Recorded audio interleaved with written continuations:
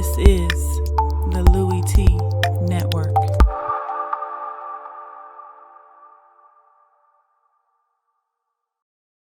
Two teams go hard for one thing. They work for one thing. That Super Bowl ring. 32 teams go hard for one thing. They work for one thing. That Super Bowl ring. Who else could it be but me, your man, Louie T? Welcome to my continued coverage of Super Bowl 51 as we inch ever so closer to the big game. Falcons and Patriots. Want to talk legacies. And of course, I'm your man, Louie T, here breaking it all down. And no one's legacy has a chance to take a bigger leap than that of Atlanta Falcons starting quarterback Matt Ryan, a.k.a. Matty Ice. In a season where he has staked his claim as MVP, that guy right over there, to me, has a chance to get a taste of rarefied air. And it's one thing to be a mediocre quarterback and find a way in and win a Super Bowl like a Trent Dilfer. It's another thing when you're on the cusp of being elite in this league. And remember, Matt Ryan for some time was elite. Then he had a little bit of a spell there where the offensive line wasn't good. The Falcons were going through a little bit of a transitional phase. No more Mike Smith.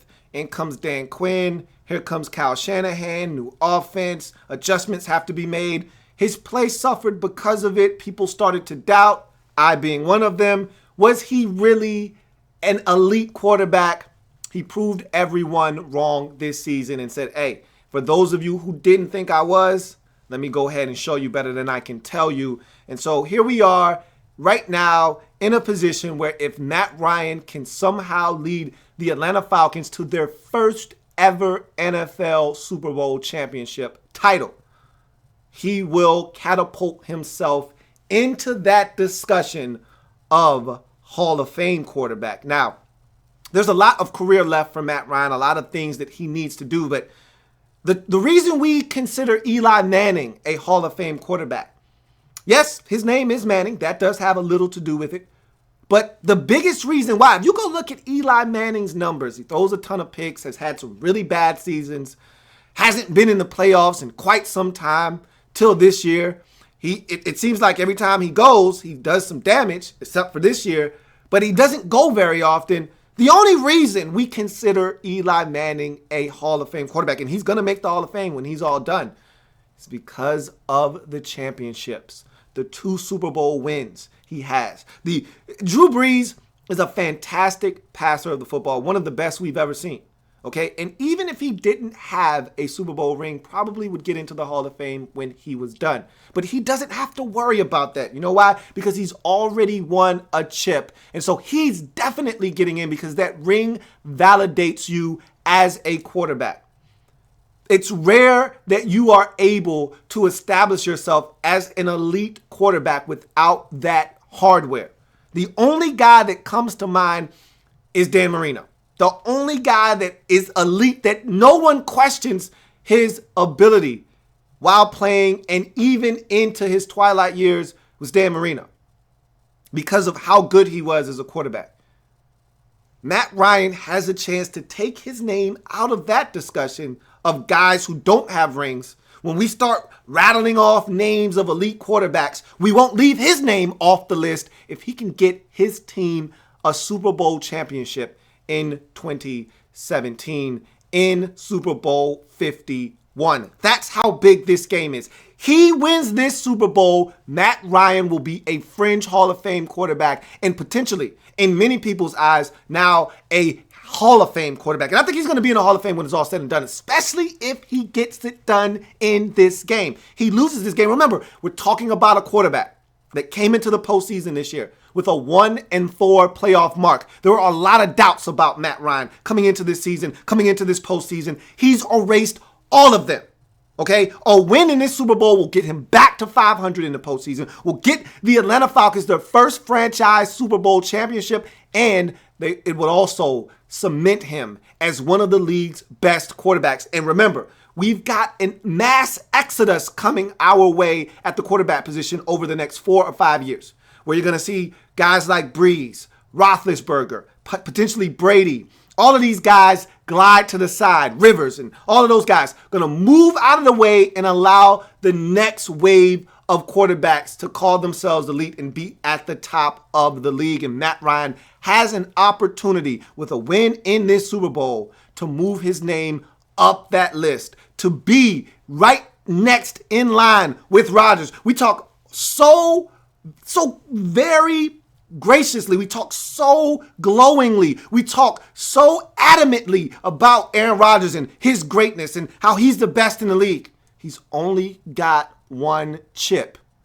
Matt Ryan wins this game, he'll be tied with Aaron Rodgers. He'll be tied with Drew Brees. All of these guys who we hold in high regard, way above Matt Ryan, will be right there with those guys, tied at one chip apiece. And if you look at the Saints and their situation, we don't know what's going to happen with them. There's always speculation. Is Sean Payton going to be traded, or is he going to be back? What is going to happen with Drew Brees? They're not winning another chip in New Orleans anytime soon, at least not with Drew Brees at the helm. He may not get another one in his career if he doesn't find a team that's able to win right now.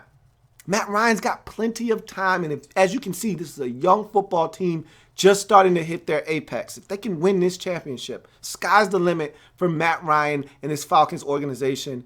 But more importantly, the legacy of Matt Ryan will go into the stratosphere. This game means everything to Matt Ryan. And remember, there's no guarantees in this thing. None. Ask Dan Marino. How many Super Bowls did he get to? Got to one in his second season. We all just assumed, and again, I wasn't even born when he got to his first Super Bowl. But I'm pretty sure everyone, including Dan Marino, said, hey, I'll be back. I'm not even tripping. I got here in my second year. I'll be back at least 2 or 3 more times. Never, ever made it back. Hell, wasn't even close. Had a year or two in there where you thought maybe they could do it this year. Never even got to the AFC Championship game. It's not easy to do this. Ask the Carolina Panthers from last year. They didn't even make the playoffs. Ask the Super Bowl champion Denver Broncos from last year.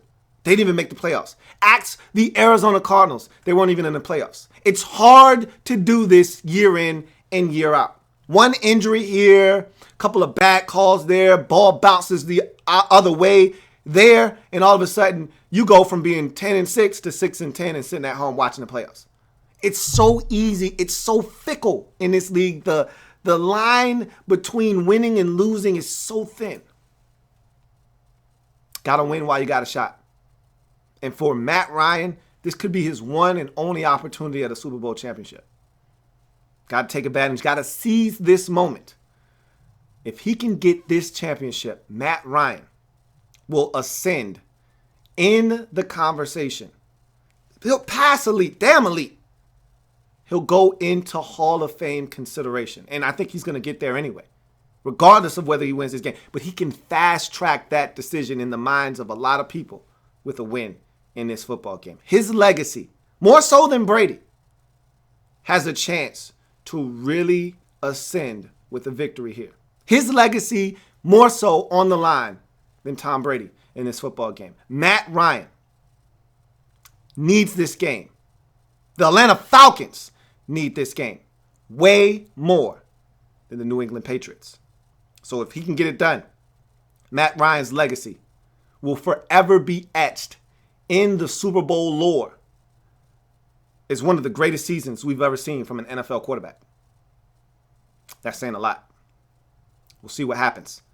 Matt Ryan's legacy, definitely huge in Super Bowl 51 and the outcome of this game. Remember, if it happens in the National Football League, whether big or small, we cover it all here in the Lab Room on the Louie Tee Network. I got more coverage, including my prediction for Super Bowl 51. That's coming at you next. So come back and join me for that. Remember, we're changing the game one live feed at a time, even though I'm not live right now. You know your man Louie T is over here changing the game. I'll see you back for that Super Bowl prediction. Looking forward to hearing your comments. I know a lot of you probably going to kill me.